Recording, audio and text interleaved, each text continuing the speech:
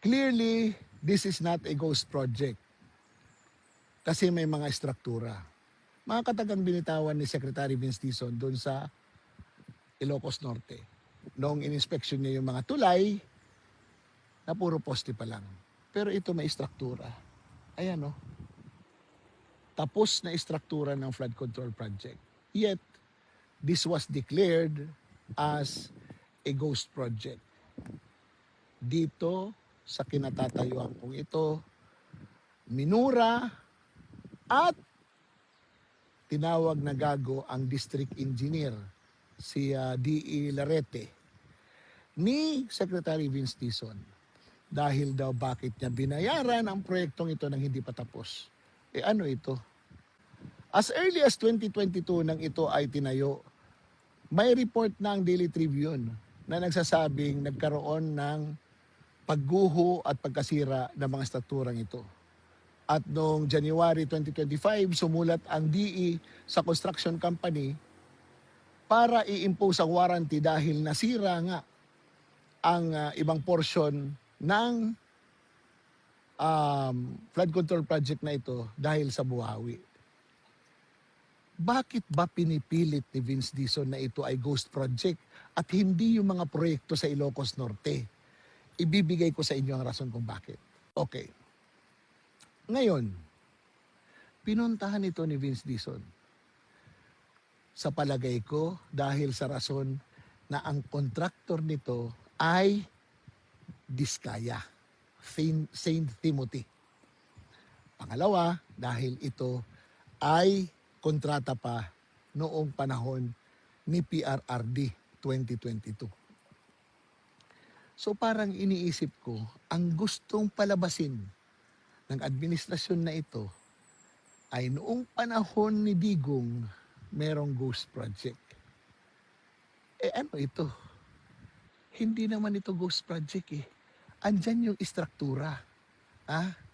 Paano nagkaroon ng istruktura na bago? It's because inimpose ng district engineer yung warranty, ipinagawa ang sira at ipinaulit. At ngayon ito'y tinayo na. Ayos na. Pero ang district engineer nakakulong pa rin. Ang kontratista dito nakakulong pa rin. Bakit? Dahil nga sinasabi ni Vince Dizon na ito ay ghost project. Paano na yung sinasabi niyang clearly this is not a ghost project kasi merong struktura. Anong ibig sabihin nun? Pagdating ba sa Ilocos Norte, magkaiba? Bakit ko nasabi? Dahil yung St. Matthew, another company of the Diskaya, meron silang flood control project na napuntahan namin sa Bislama. Yun ay malapit doon sa Dagupan-Lipay Bridge na hindi pinuntahan ni Vince Dizon. Dagupan-Lipay Bridge sa Vintar. Hindi pinuntahan niya ni Vince Dizon. Puro postilan din yon ni Super Mario at ni Luigi. Sila lang ang pwedeng tumawid doon. Patalon-talon sila doon. Ngayon, doon sa kabilang Pampang ay ang St. Matthew na construction ng flood control project. Sira-sira yun. Bakit hindi i-implement ang warranty? Alam niyo kung bakit? Kasi may partner doon ang St. Matthew. Yun ay ang Heckler Construction. Alam niyo kung bakit kailangan ng Diskaya doon? Kasi hindi sila aabot sa ceiling ng amount. So, doon sa hearing sa Senado, sinasabi ng Diskaya na hiniram lang ang kanilang lisensya. Ito hindi hiniram ang kanilang lisensya eh. Sila mismo eh. Kaya ginawa nila yung warranty. Pero doon sa Ilocos, hindi. Alam niyo bakit ko ginagawa ito? Kasi nagiging unfair na kasi. Yung ibang mga DE, pinapakulong, binubulyawan, pero pagdating doon sa Ilocos Norte, hindi. Kaya minabuti kong pumunta dito para tingnan. Nagsaliksik ako kung anong pwede kong makuhang impormasyon dahil kahapon nang makita ko si Vince Dizon, abay, ang lumanay, nagkikipagbiruan pa sa mga district engineer, samantalang ang ibang district engineer ay pinapagalitan niya. Basta ako, maninindigan ako sa sinabi niya. Pag may struktura, it's not a ghost project. So I don't think that this is a ghost project. O paano? Paano? Sayang ang bayot! Secretary Vince Dizon, sana napuntahan niyo itong another Super Mario Bridge dyan sa Bintar, Ilocos Norte, yung Dagupan-Lipay Bridge, para nakita niyo sa likod yung flood control project ng St. Matthew Corporation, kung saan yung Timothy doon sa Davao Occidental ay minura-mura mo yung DE at tinawag mong gago.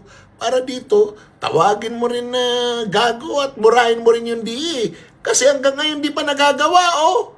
Samantalang yun doon sa Davao Occidental, nagawa na. Dahil nagalit ka at nagwala ka. Oh, sir, sana may gawin kayong aksyon dito katulad ng ginawa niyo sa dalawang tulay doon sa Pidig. Mukhang may pinapaboran lang kayo. Anyway, eto nga pala. Birthday nga pala ngayon ni Nanay Eli dyan sa Tubod, Lakewood. Ma'am Elizabeth, happy birthday sa'yo. Mabuhay ka hanggat gusto mo. Oh, yung regalo ko mamaya na. Nakalimutan ko magpa-load ng GCash. Oo.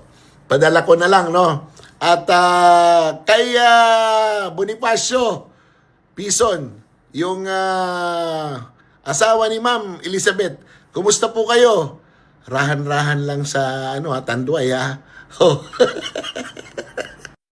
Sana kung ganun kakalutong magmura, ganun din sana kabilis ang aksyon dito sa Super Mario Bridge ng Dagupan-Lipay.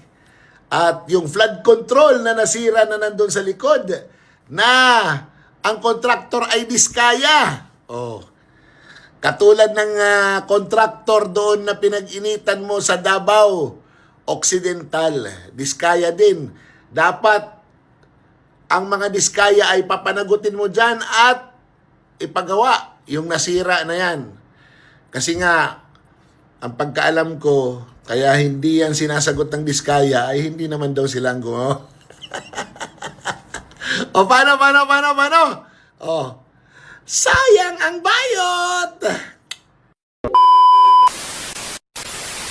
Clearly naman, hindi to ghost project kasi may nakatayo. At ito, kaya lang naman hindi na tapos kasi nga, naubos yung pondo.